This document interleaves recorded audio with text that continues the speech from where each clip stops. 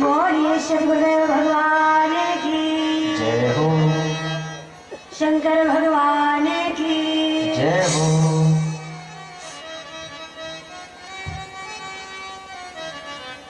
मानव का तन बड़े भाग्य से मिला है।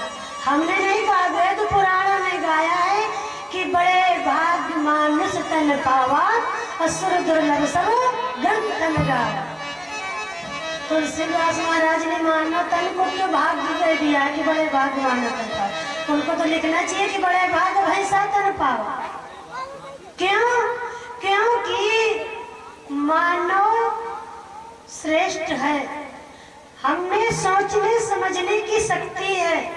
पशु प्रवृत्ति, वही तो पशु प्रवृत्ति है कि आप ही चले। मनुष्य वही है जो मनुष्य के नियम है। यहाँ हमारी प्रवृत्तियां पशुओं जैसी हो गई। हमारे लड़का को हो जाए, हमारी बहू को हो जाए, दुनिया इसी तैसे में जाए। जबकि ये चीज पशु भी समझते हैं अपने बच्चों को। इसलिए मानव का तन पाकर अगर अच्छे कर्म नहीं किए गए, अभिमान में भूले रहे कि ये मेरा घर, मेरा बीबी मेरी, बच्चे मेरे, क्या तेरा में लगा रखा। हमने आपको बताया था कि मैं नहीं, मेरा नहीं, ये तन किसी का है दिया, और जो भी अपने पास है वो धन किसी का है। एक चीज बताएं, अभिमान किस पर करना है? क्या अपना, क्या आप लेके आए थे? ये जमीन आपने बनाई, धन दौलत आपने बनाई, ये बच्चे सब आपके साथ आए थे, पति आपके साथ आया था? कोई नहीं आया था। सब इसी दुनिया में हमारे आने के बाद ईश्वर ने हमें दिया है। ये सारी संपत्ति हमारे परमात्मा की है, हमारे प्रभु की है। तभी तो कहते हैं, प्रभु तेरा तुझको अर्पण क्या लागे मेरा। सब कुछ आपका है, लेकिन हम इतने चालाक है ना, कहते हैं प्रभु मेरा तुझको अर्पण क्या लागे तेरा। अगरबत्ती हमारी, जो 1.25 किलो लड्डू लाए वो हमारे, आपका क्या है? अपने लड्डू आपको अर्पण कर रहे हैं। जैसे इतनी बड़ी अस्पताल बनी जहाँ हम रहते है ना, उसमें डॉक्टर साहब बैठते हैं ना। अगर डॉक्टर साहब ना बैठे तो उस अस्पताल की क्या कीमत है? बड़ी सुंदर हमारे प्रधान जी के पास स्कॉर्पियो गाड़ी है, और उस गाड़ी में अगर ब्रेक न हो तो उस गाड़ी की क्या कीमत है? कोई कीमत नहीं ना। हमें सुंदर मानव का तन मिला है, इसमें कुविचार भरे हो, अहंकार भरा हो, और हरि का नाम न लिया गया हो तो इस तन की क्या कीमत? इसलिए हमें अपने उस दाता को नहीं भूलना जिसने सब कुछ दिया है। पता है, एक बार एक भक्त भगवान से बिगड़ गया, बोले प्रभु मैं भी कलाकार, जितने बड़े आप कलाकार है ना उतना बड़ा मैं भी कलाकार हूँ, बस फर्क इतना है कि आप भगवान है और मैं इंसान हूँ। भगवान कहते भैया हुआ क्या है, ऐसे क्यों बात कर रहे हो? तो वो मिट्टी के बर्तन बनाने वाला भैया कहते हैं हरिओम नारायण। दीदी जी ने 10 मुद्रार्पण किए। खूब सुखी रहो दीदी, भक्ति शक्ति बढ़ती रहे, जय हो। प्रभु मैं भी एक कलाकार हूँ और आप भी एक कलाकार हो। आपने मेरे जैसे असंख्य पुतले बनाकर, भगवान जी हमारे प्रभु जी, आपने मेरे जैसे असंख्य पुतले बना करके इस दुनिया में भेजे हैं, फ्री फाइंड में, कोई चार्ज नहीं लिया।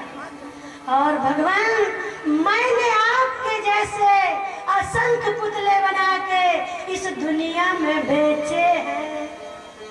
तो बताओ आप कलाकार है कि हम कलाकार हैं? आपने इनको फ्री में दिया है, तभी तो लोग कीमत नहीं कर रहे। और मैंने बेचे हैं, धन कमाया है आपके पुतले बना के। आपने तो फ्री फंड में दे रखा, तो सब ऐसे ही गंवा रहे हैं, जीवन बेकार में जा रहा, कोई कीमत नहीं इस तरह की। और इतना ही नहीं, आपके बनाई जो पुतले हैं ना प्रभु जी, ये रोज सुबह शाम चिटो चिटो रण दे जातो, ये ऐसी तो वैसी खूब खूब झगड़ा मचाते हैं और मेरे बनाए पुतले के आगे मस्तक झुकाते हैं। बोलिए वृंदावन बिहारी लाल की। सही बात है ना? जो ये परमात्मा के बनाए पुतले कोई नहीं चाहता, इसको कोई कीमत नहीं है, फ्री में मिला है। और जो हम बाजार से मूर्तियां खरीद के लाते हैं तो अपनी मम्मी के पाँव छुए चाहे ना छुए, उस मूर्ति के सामने उल्टा गिर जाएंगे। हम ये नहीं करें कि उस मूर्ति को प्रणाम ना करो, भगवान में आस्था ना रखो, नहीं रखनी है। लेकिन आपस में जो सुंदर मानव का तन दिया भगवान ने, ये भी एक मंदिर है। तो जिसने दिया है तो उसकी तो कीमत समझो। कल बताया था ना बहन जी, हाँ अपनी नथुनी दिखाती गांव भर में फिर रही थी, मोए भैया ने बनवाई, मोए भैया ने बनवाई। और जिस परमात्मा रूपी भाई ने सुंदर हाथ दिए, चेहरा बनाया, आंख नाक कान हाथ पैर सब कुछ दिया, उसको कभी नहीं आपने कहा कि बहन हमारे इस परमात्मा रूपी भैया ने बहुत सुंदर बनाया, देखो क्या कला है परमात्मा की, बढ़िया हाथ दिए, मुख दिया। हमने कोई चार्ज नहीं दिया कि भगवान जी दोनों आंख देना, दोनों कान देना, दो हाथ देना। इससे अच्छा हमें क्या चाहिए? और इतने बड़े दाता को अगर हम भूल गए हैं तो हमसे बड़ा मूर्ख कौन होगा दुनिया में? ये सारी दुनिया भिखारी है, देने वाला हमारा ईश्वर है। दाता एक राम, भिखारी सारी। अरे एक बार एक नौका चलाने वाला नाव चला रहा था और वो राजा साहब शिकार खेलने गए थे और कोई साधारण राजा नहीं, अकबर बादशाह शिकार पर गए थे। आने में हो गई देरी, बारिश हो रही थी तो सब नौका वाले अपने अपने घर चले गए। एक की बेचारी की नाव टूटी थी। हाँ, जैसे वो राम जी को पार करने वाले राम भरोसे भैया थे कि उनकी नाव टूटी थी और उन्होंने वचन हरा लिया था तो उन्हें पार करने का अवसर मिल गया था। तो इन भैया की नाव टूटी थी तो ये पानी फेंक रहे थे देर तक नाव का। तब तक अकबर बादशाह आए, आवाज लगाई, हेलो भैया कोई घाट पर है? तो इस नौका वाले मल्ला ने आवाज लगाई, कौन है भैया? बोले मैं अकबर बादशाह। बोले हाँ महाराज आ रहे हैं, राम भरोसे भी आते हैं। नाव से पार किया तो अकबर बादशाह ने कहा, आज मैं तुझसे बहुत खुश हूँ, एक काम करो हमसे कुछ मांग लो। आज आपने मुझे पार किया, नहीं रात भर यहीं पड़ा रहता। बोले महाराज कुछ ना चाहिए, जब जरूरत होगी मांग लेंगे। लेकिन बादशाह ने सोचा कि शायद भूल गए तो कुछ पहचाने दे दो इसको, कि जब ये मांगने आएगा वो दिखा देगा तो मैं समझ जाऊंगा कि अब इसकी उतराई पड़ी, मैंने देने का वादा किया था, इसने लिया ना था। तो एक घाट में घड़ा फूटा पड़ा था, उसी टुकड़े में लिख दिया कि मैं कर्जदार हूँ इसका। और इस नौका वाले के घर में बड़ी गरीबी थी। पत्नी ने कहा, जब ये घर पहुंचा वो घड़े का टुकड़ा लेके बोले इसको संभाल के रखना देवी जी। बोले काहे? बोले अकबर बादशाह ने दिया। बोले किस लिए? बोले अरे हमने आज उनको पार किया है रात में तो इस खुशी में दिया। कहा तो था कि धन मांग लो, हमने कहा था जब जरूरत होगी मांग लेंगे। ठीक है। बोले इसका क्या करोगे? फेंक? बोले नहीं संभाल के रखो, काम आएगा। एक दिन जब ज्यादा गरीबी थी, कुछ खाने पीने को नहीं था, तो पत्नी ने कहा वो घड़े का टुकड़ा रखे हो, चले जाओ बादशाह से बना कर मांग ला जाके कुछ। जिस समय ये गया ऐसे साधारण था, जिस समय महलों में जाने लगा, नौकरों ने मना, हेलो कहाँ जा रहे हो? बोले भैया ये अकबर बादशाह का महल। बोले हाँ हाँ। बोले अकबर का है ना? हुआ अकबरिया का। बोले हमारे महाराज है, होश में बात करो, अच्छे से बात करो, अकबर बादशाह कहिए। बोले हाँ हाँ वही जो आप कह रहे हो, मैं कह नहीं पाता हूँ, उसी अकबरिया से कह दो कि वो आया है जिसने आपको पार किया था।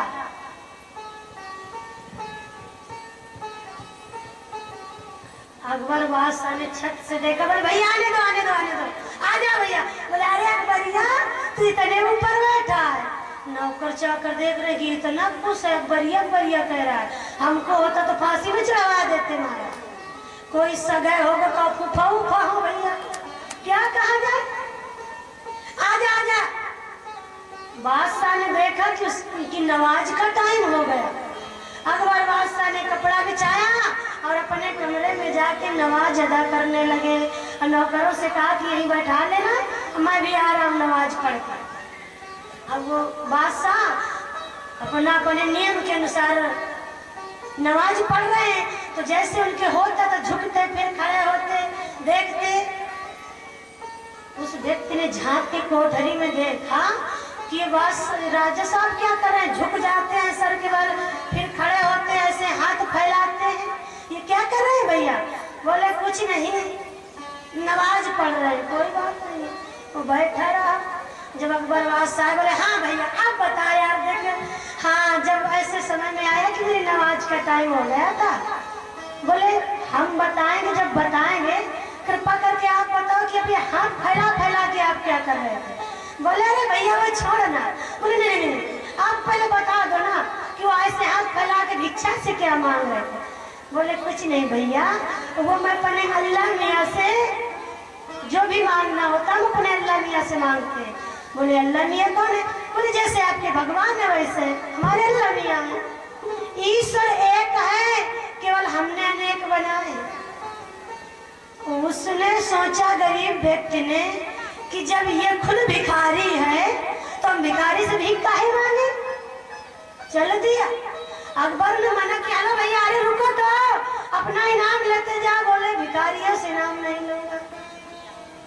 बोले तुम खुद अल्लाह मियाँ से मांग रहे थे हाथ फैला फैला के, तो जब भीख है मांगना तो मैं भी बड़े भगवान से मांग लूंगा, आपके अल्लाह मियाँ से मांग लूंगा, लेकिन तेरे से भीख न लूंगा।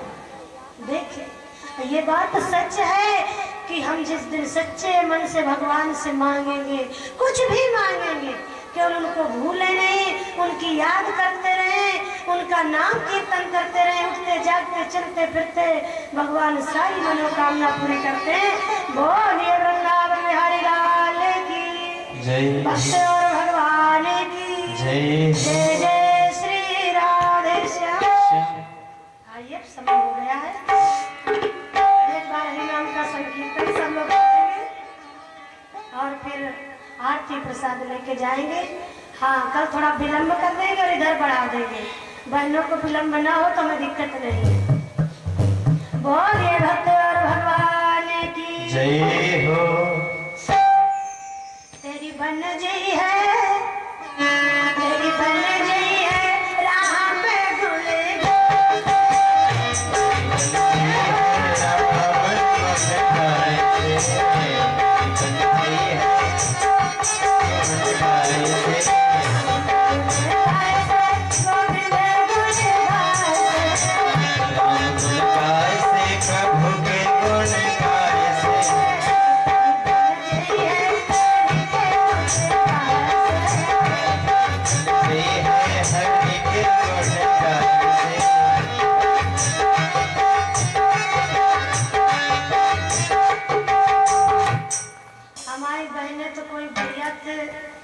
तालियां बजा कीर्तन करें, कोई कहती यही हाँ यही ज्यादा भजने में खाता, हम तो कभी भजने।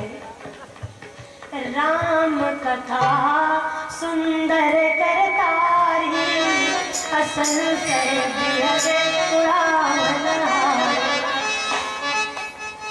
हम भगवान के कीर्तन में जब तालियां बजाते हैं तो जो हमारे अंदर संदेह रूपी ब्रह्म रूपी पक्षी बैठा है वो उड़ जाता है। जैसे हमारे खेत में बाजरा बोया जाता है ना अम्मा, हाँ तो जब हम चिड़िया भगाने जाते हैं तो ताली देते हैं, चिड़िया उड़ जाती है। तो जब ताली बजाने से संसार की चिड़िया उड़ जाती है तो अपने अंदर जो ब्रह्म रूपी अभिमान रूपी संदेह रूपी चिड़िया बैठी है, जब हम दोनों हाथ से तालियां बजाएंगे और भाव से कीर्तन बोलेंगे तो मन पवित्र हो जाएगा। और ऐसा भी नहीं है कि आप कह दो कि देवी जी ये राम नाम की गंगा बड़ी गहरी है, हमें तैरना नहीं आता, इसलिए हम नहीं बोल रहे कि हमें ना बुच आ जा। नहीं, डूबने का डर नहीं है, आगे आगे हम चलते हैं। अगर हम डूबने लगे तो आप भाग खड़े हो ना, आगे मत आना। लेकिन अभी सबको बोलना पड़ेगा, तेरी बन जई है राह में गुण गाए।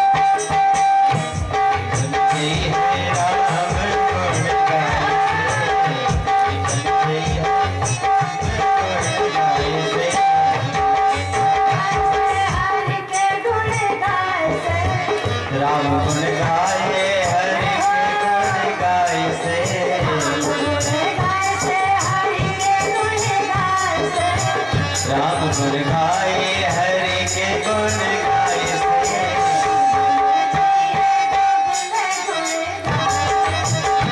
जीवन गई है हरि के गुण गाए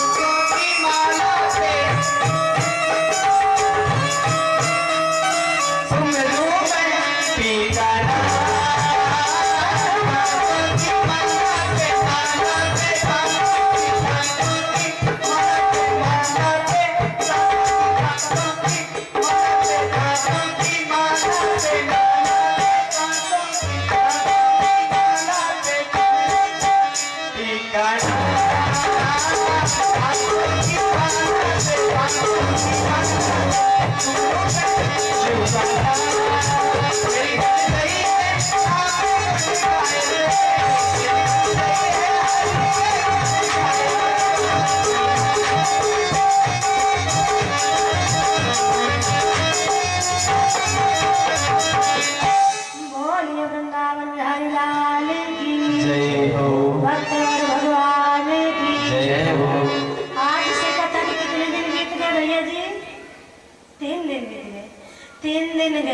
अब बचे कितने?